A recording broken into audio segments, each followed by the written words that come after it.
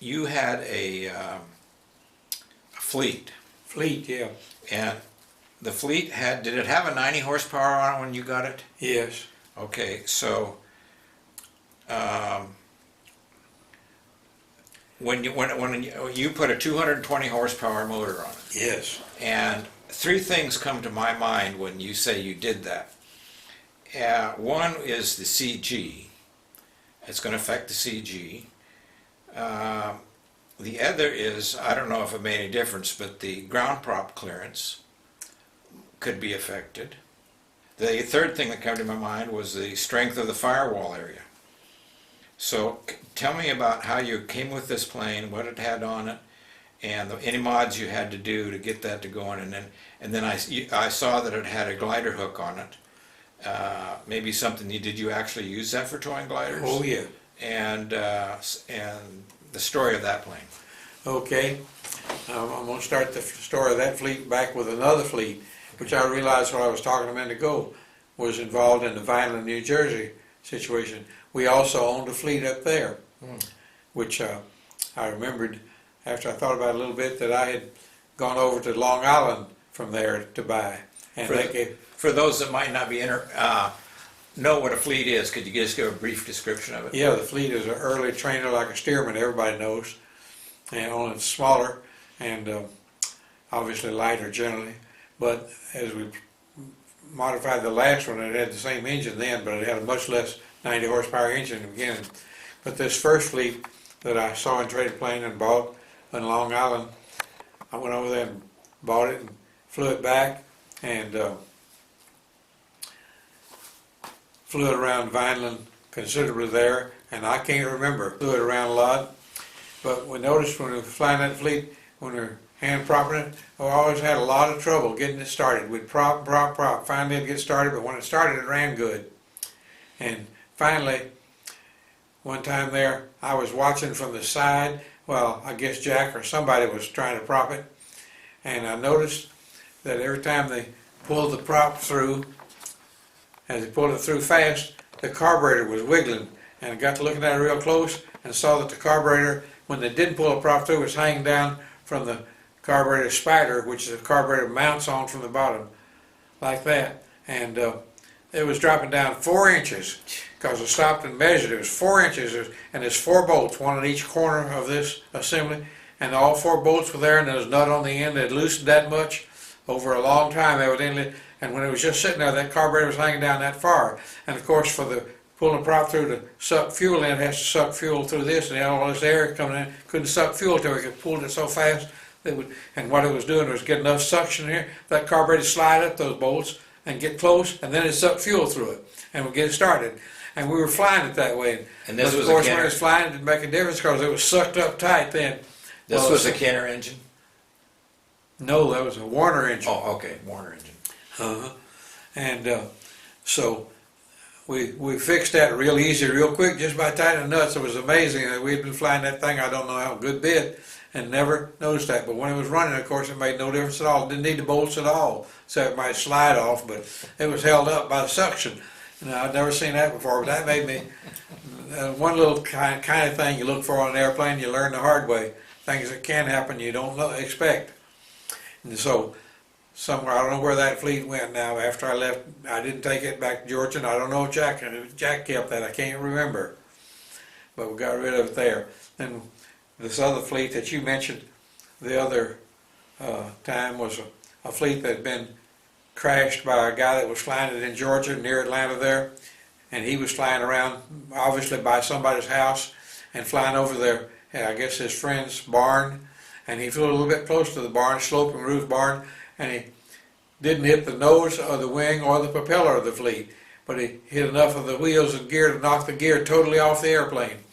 And he flew back to his airport and landed without any further damage, at least as far as we know, because the damage we found when we got to the airport was that the wheels were gone, all the gear was gone, and the bottom wings had the end struts between the wings. But now the fleet, a mechanical feature of the fleet is it had push-pull rods for aileron control, tubes, not cables. And that tube was unbroken on both lower wings, where the only ailerons were on the lower wings. and it was all it was holding the bottom wings on at the center section. The butt of the wing was against the fuselage, and that tube ran out through there and held it in place, even though the wing was totally loose. The bolts, spars or bolts, totally loose from the fuselage. So I thought that guy was pretty lucky, but he didn't. He was a crazy guy, and I don't know, I guess I'm glad because he sold the airplane that way, and we carted it up and took it home. And we, of course, fixed all that, and in the process of fixing that and having to recover the whole airplane was the plan to restore that airplane from the crash, and took, I guess, about 2 years. And my friend Bob Rust, again, was going to do that, and I was going to help for a long period there. About the first year I helped a good bit, and then Lockheed again sent me out of town and had to leave with Bob, and he finished it up. And we put the 220 engine on it, decided to do that, and we sold the Kenner engine that was on there for probably about as much as we paid for the 220 Continental. 220 Continentals were very common those days because of the Stearman, and because they were in the one kind of tank the U.S. had. There were tank engines too. Tank engines took a little change to put in an airplane, but you could put them in airplanes. And so they were pretty cheap, just laying around most places. So anyhow, we got 220 to put it on, and it required, of course, CG change. That was easy. Just putting weight in the nose, or the tail in this case, because of the heavier engine. And we had to change the location of the engine to get that to work out. We had to move the engine back a little bit, shorten the nose moment arm, and we had to rebuild for strength. The Fleet's a very strong built airplane. It's certified at 7 plus or minus G's. Totally acrobatic. That's very good. Very few airplanes are certified that strong. And the fuselage is regular chromoly tubing welded together, and the wings are wood spars and metal ribs. So the forward bay of the fuselage is chromoly, and it had to be cut off at the second former there, I guess you'd say, and the firewall and that section had to be cut off and rebuilt with heavier tubing, and the whole firewall had to be remade and made the firewall cover the fuselage and mount put in an engine mount had to be made for the 220 that fit the fuselage. So that was the structural work required.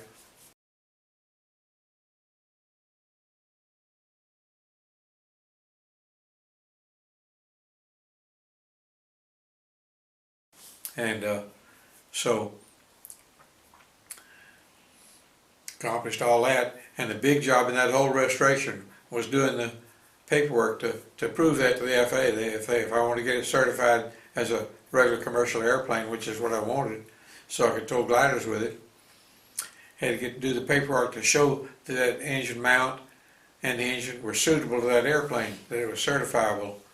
And they had to run tests, flight tests and everything to show oil temperature control, fuel feeds and all that sort of thing.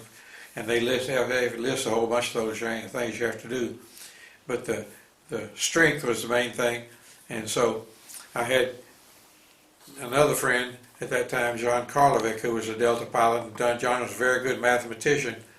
And he worked out a math method to prove the strength of that new bay of the fuselage and the mount and everything to the FAA satisfaction, and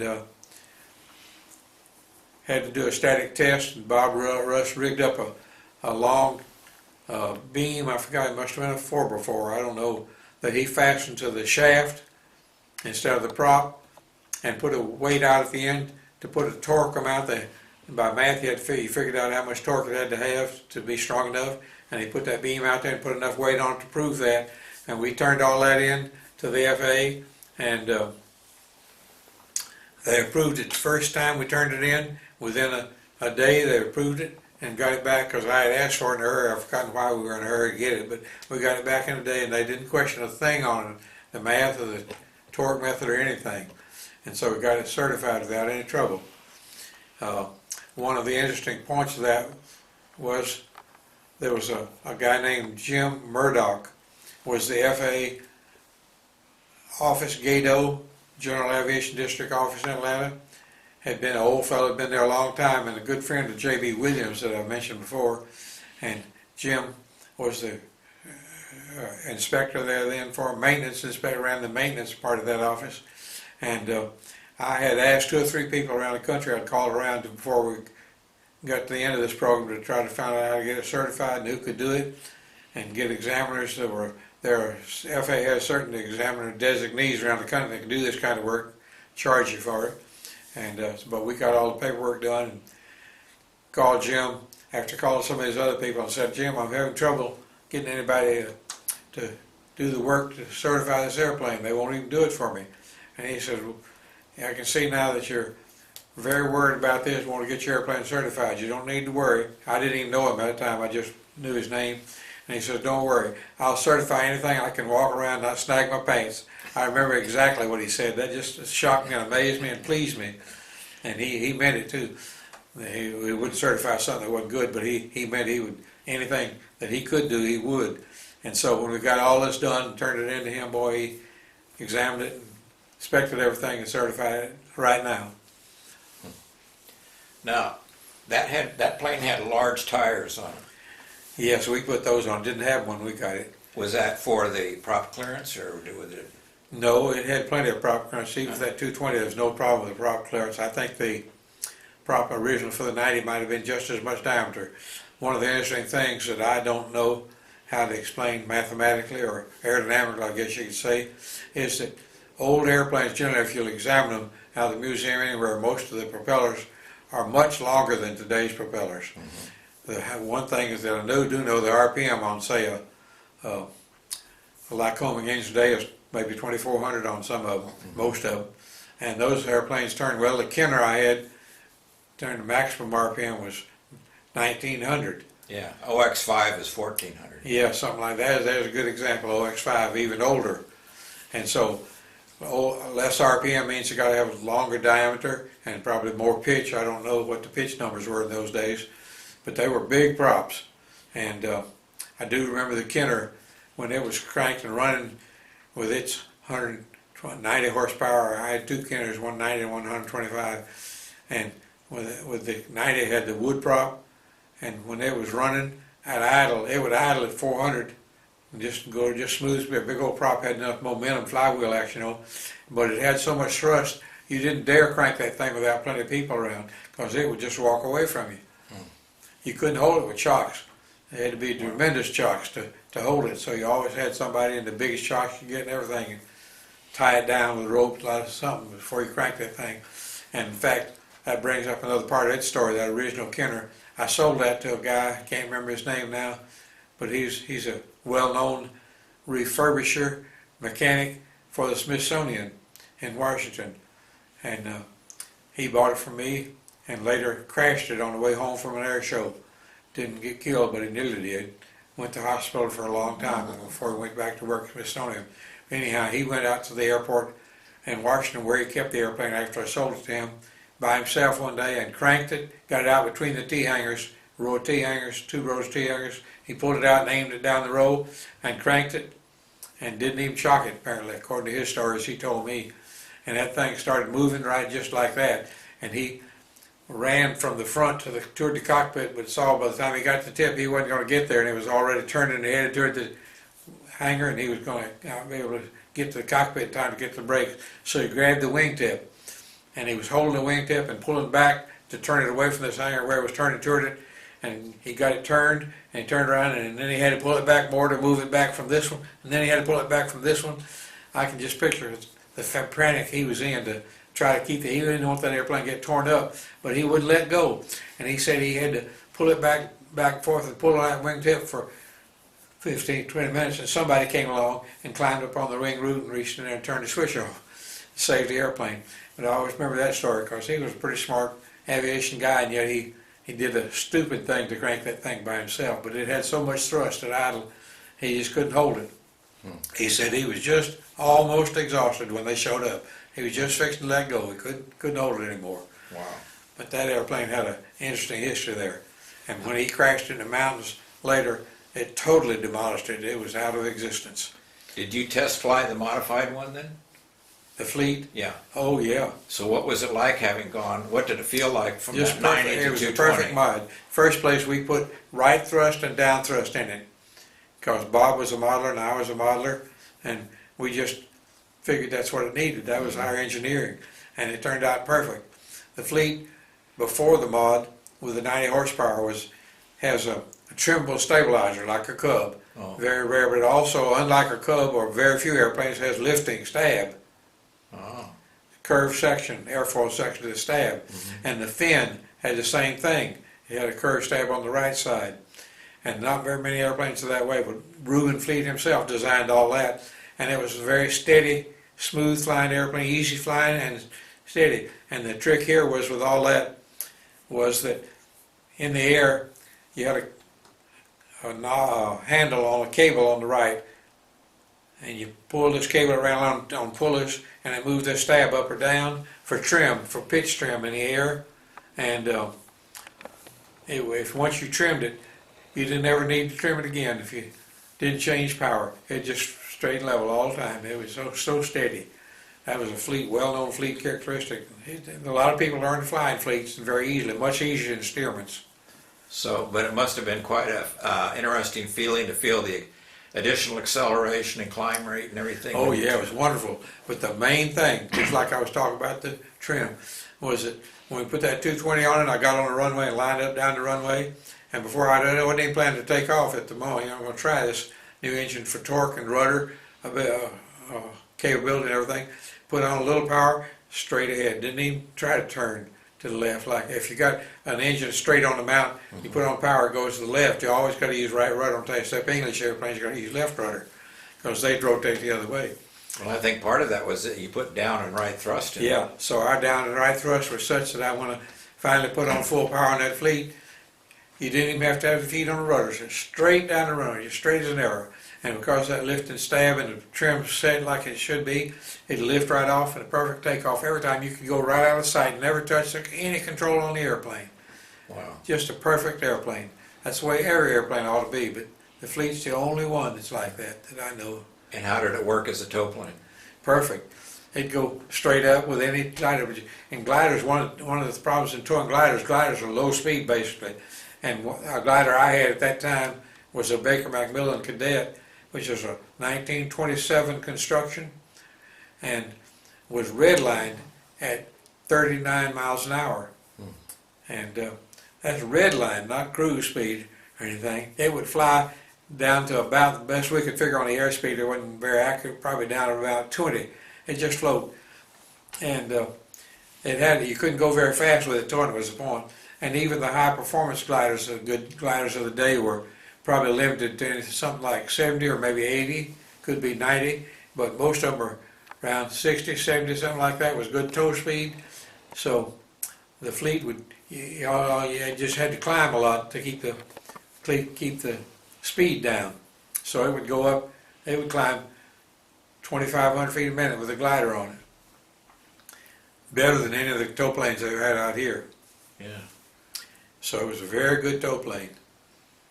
Did that have variable pitch prop? No, we had a metal ground adjustable on it. Okay. You could set the pitch, but once it was set on the ground, you couldn't change it in the So air. for glider towing, you had it set for a low pitch then, huh? Well, yeah, it was fairly low pitch, but that was a good. You didn't need to go fast in the fleet.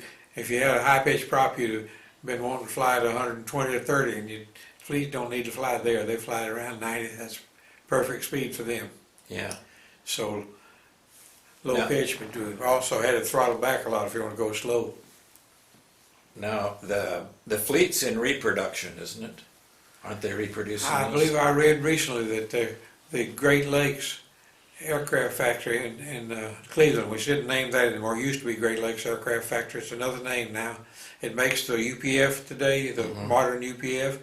I read somewhere that they are planning to put the fleet back into production. I That'd don't be think good. it's yet, but they're talking about it. Yeah.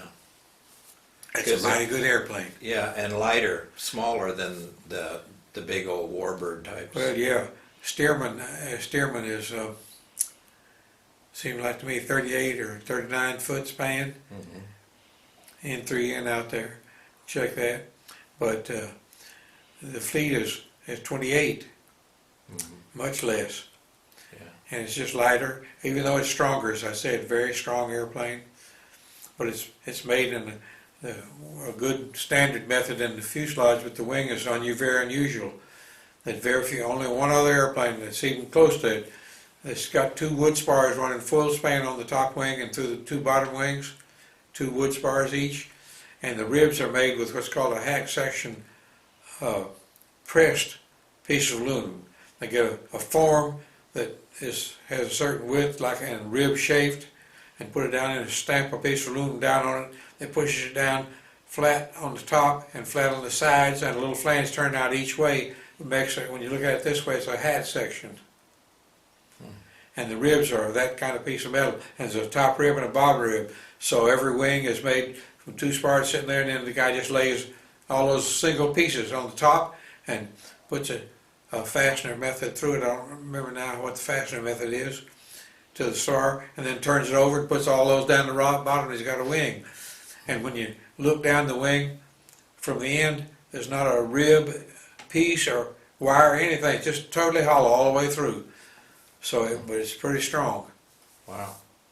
It's also got a leading edge over that. It makes the leading edge is what's called the torque box on a wing, is the real strength of a wing, the leading edge and the spar.